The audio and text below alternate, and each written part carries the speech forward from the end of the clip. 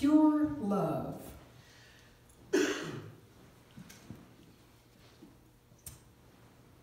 Janice Kaplan was at a New Year's Eve party, like she had done so many years. This New Year's Eve party happened to be in New York City.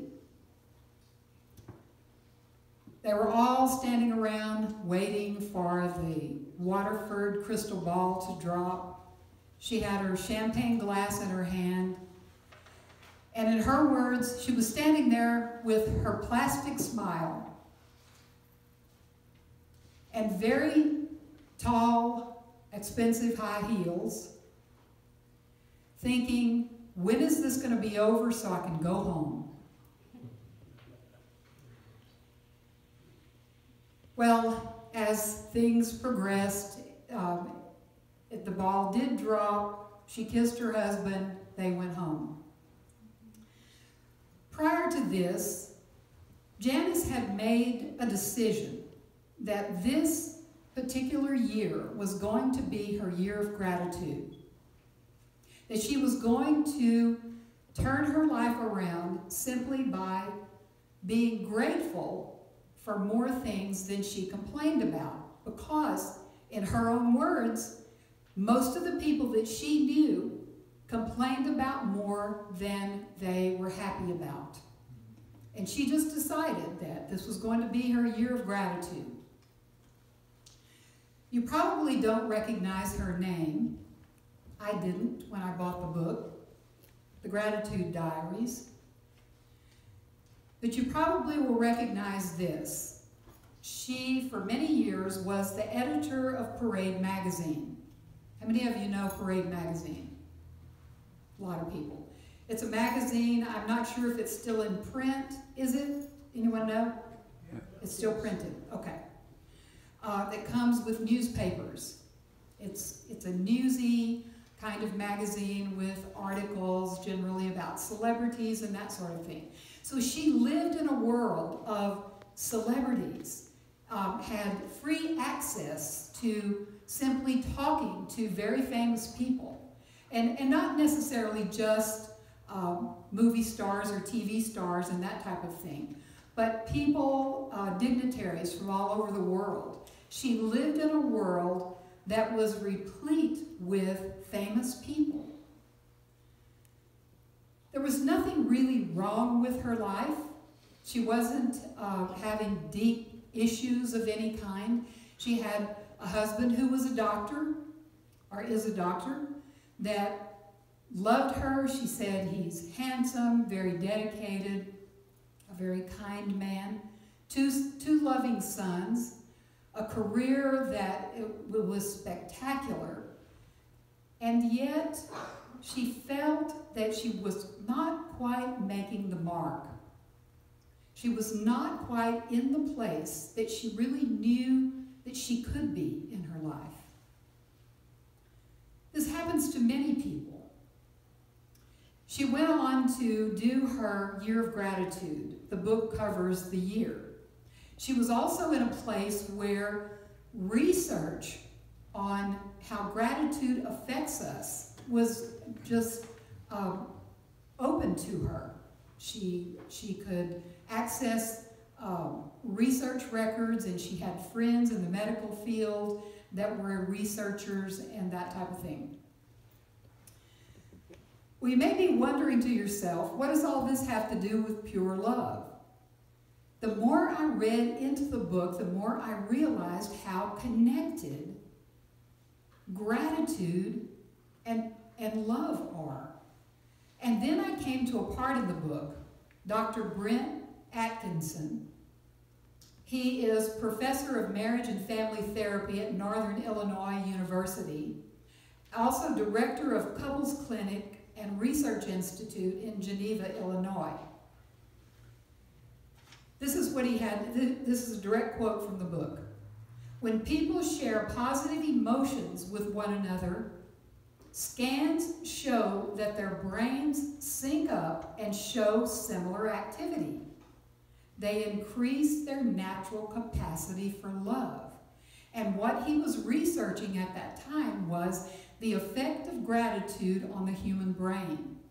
The part of our brain that apparently lights up, if you will, I'm not a scientist, but in this research, the part of our brain that lights up when we express love also is the same part that when we express gratitude, it lights up in that same place.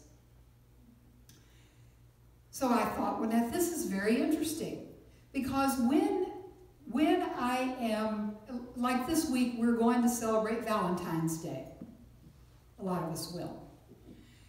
And I look at the obvious topic for the Sunday before Valentine's Day is what? Love.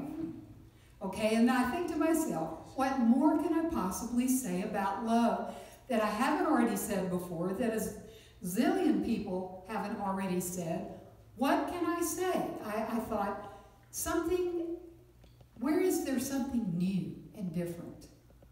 Well, I love how the universe works. Not long after I started having this thought, I saw this book, The Gratitude Diaries. It sparked my interest because of the title, and I decided to buy it and read it. And I had never read research about gratitude and love and how closely connected that they are. And here's another thing that I totally love that I don't think that I've ever read before, is that in Dr. Atkinson's research, he also showed that when a person expresses gratitude to another person, that the person expressing the gratitude, their brain lights up more than the person receiving the statement. I thought, now we're on to something. The thing is, we make our own selves happier by being grateful to others and being grateful for situations and this type of thing. We probably all know, so much of the time whenever I speak to y'all, I feel like I'm preaching to the choir, because I feel like many times any one of you could stand up here and speak. But here's the thing. When we look at these pieces of research, it helps me to realize that science and researchers are coming into alignment with things that have been known for centuries by mystics, theologians, and the like. Philosophers, if you will.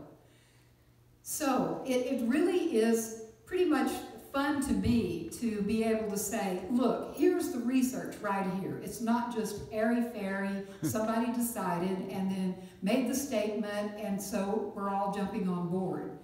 Research shows that we are subject to our own compliments, our own gratitude, and that type of thing.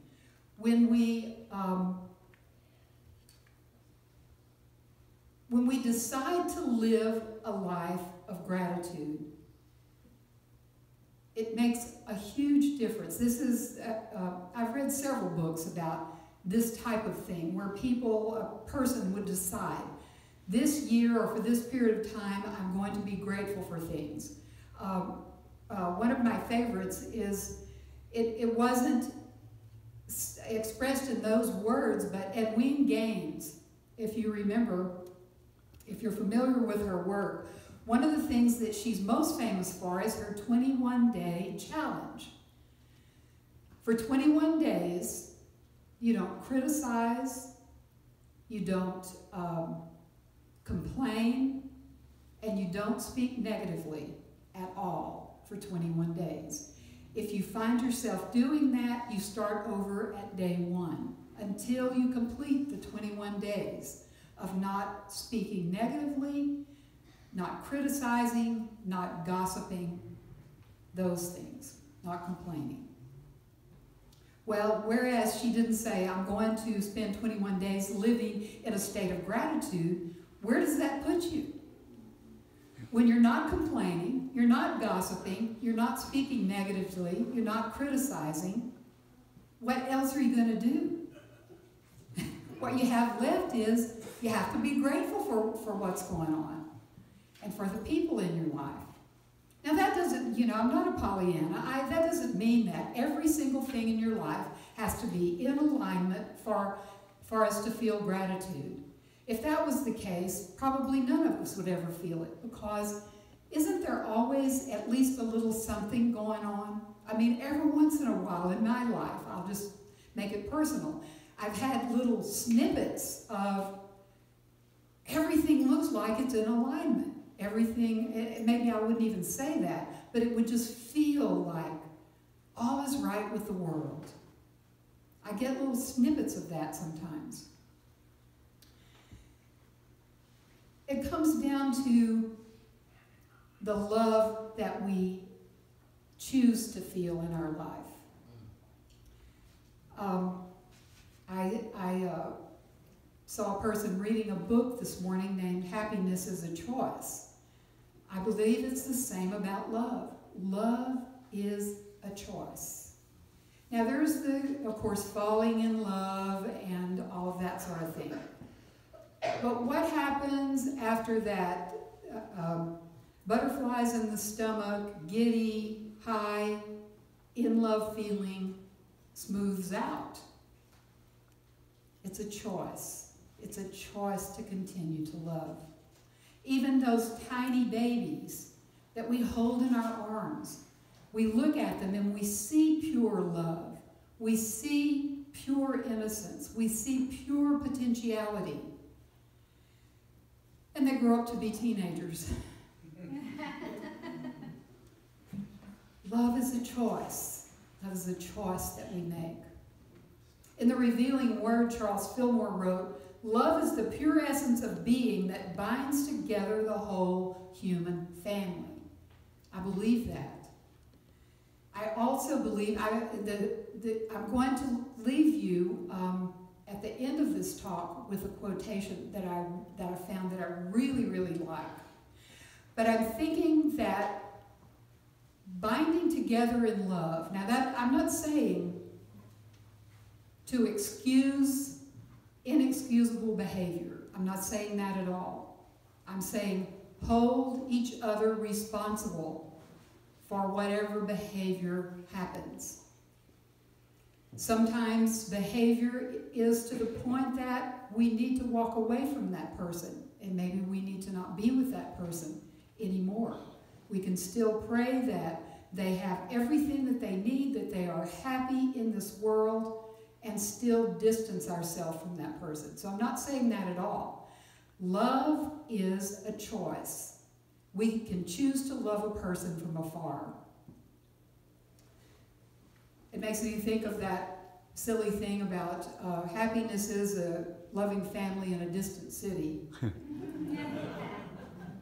The rest of that quotation says, "In divine mind, love is the power that joins and binds in divine harmony the universe and everything in it, the greatest harmonizing principle known to man." I think, there again, I'm preaching to the choir. I think you probably all believe that love is that harmonizing power. But love doesn't sneak up on us and zap us on the back of the head. We have to go forward with love. We choose love. We decide that we are going to live our life from that space. Now, are we going to do it always? No, of course not. If it was possible to do that perfectly, I would have figured it out by now, because the perfectionist in me would have just figured it out. But it isn't possible. There are days that we're not going to feel well. We'll feel bad physically, emotionally. Something's bothering us. We haven't had enough sleep. We're hungry. We're thirsty. Whatever the situation is. Or this person has come to us for the umpteenth time about the same thing. Whatever it is, there will be times in our life when we do not respond from that beautiful part that is within us, that we call love. In which case, if we say words to that person that we regret, then we go to that person and let them know that. Clean it up as fast as possible. C.S. Lewis, a very famous Christian writer, is most famous for Mere Christianity. He wrote the book. Do not waste your time bothering whether you love your neighbor. Rather act as if you did. As soon as we do this, we find one of the greatest secrets in the world.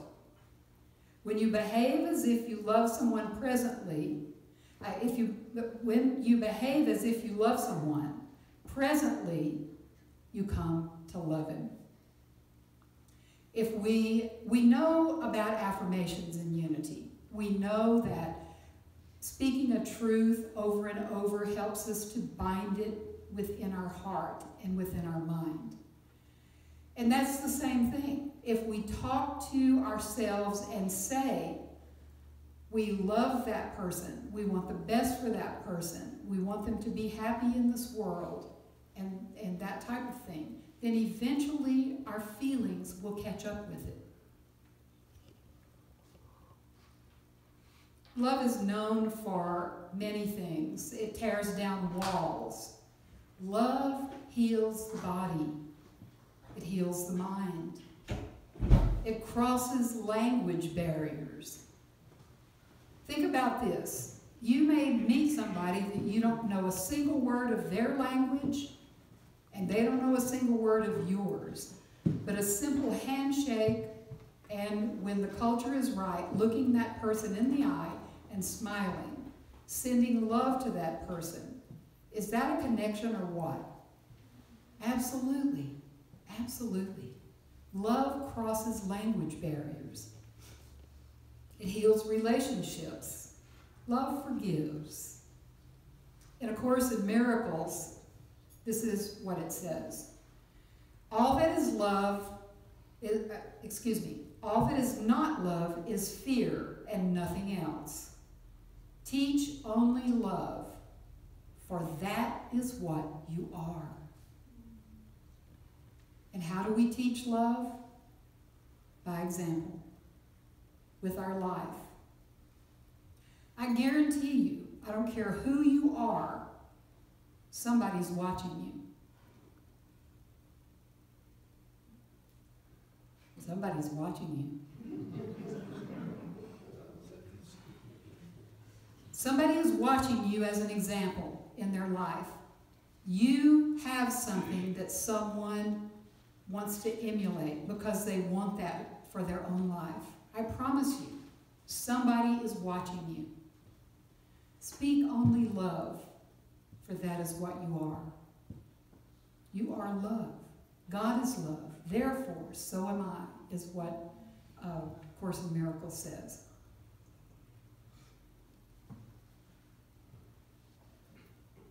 In those times that we don't act from love, we have an opportunity to clean it up. We also have an opportunity to feel justified and allow ourselves to pull in 10 reasons why I am justified for saying that or doing that, and here are the reasons, ba-boom, ba-boom, ba-boom, ba-boom. And I promise you, you can probably get at least 2 people that you can pull in and tell them your story, and they will agree with you that you're justified. If we are looking for justification for some kind of behavior that we have expressed that we're not happy with, we can always find it. Justification, as they say, is a dime a dozen. You can get a dozen justifications probably for less than a dime. You can get them for free. But justification doesn't mend fences. Justification does not promote harmony and peace. Justification does not cause inner peace within us. And I know that there are probably many times that we go to that place of justification and we maybe think of all those 10 reasons and we pull in our couple of friends and we call them and we tell them all this stuff that happened and it's, you know, their fault and here are all the reasons that it's their fault, and our friend will say, yeah, you're right. And then when things settle down, where are we? Where are we? When we speak only love, for that is what we are, then it's time to either go back and mend the fence, mend it within our own selves. If going to that person would cause more harm than good, then we mend it within ourselves.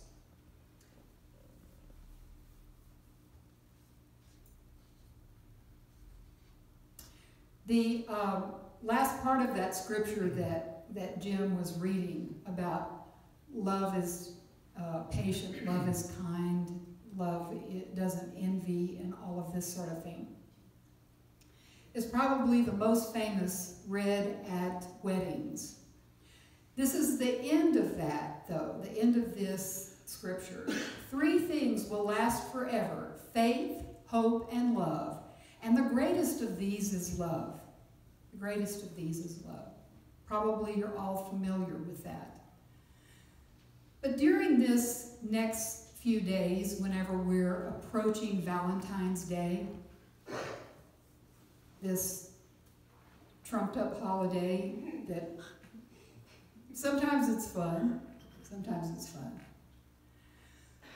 But as we're approaching this holiday, think about the ways in which you spread love.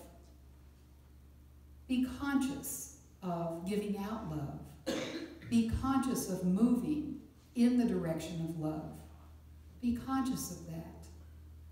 It may stop you from saying something that you might have said otherwise. It may cause you to say something or do something that you would not otherwise do. And think about the end of it. The end result would be that your brain lights up more than the person that you're doing it for. Isn't that great? Probably next time you say a compliment to someone or express gratitude in some way, I'm telling you, don't think about your brain lighting up. So you know exactly what's going to happen. I will try to pronounce his name. He's was a Russian-born sociologist. Pitirim Sorokin. He was a human activist in the 30s, and at the age of 40 was asked to take the position of president of Harvard University, where he, while he was there, established a sociology department. Prior to that, there was no sociology department, no department that researched human behavior and impacts of certain things on society and that. In his lifetime, he wrote 37 books and more than 400 articles. So I'm going to leave you with this quotation. I love it. I think it's beautiful. Someday, perhaps soon, mankind will learn what individuals have known. That love is the only true creative force in the world. Only the power of unbounded love, practiced in regard to all human beings, can defeat the forces of interhuman strife. I'm going to read it again. I think this last part. Only the power of unbounded love, practiced in regard to all human beings, can defeat the forces of interhuman strife. To me, he's saying it in a nutshell. Love is the thing that will bring peace to our world. Now we're talking globally. Love is the thing that will bring peace to our very own hearts.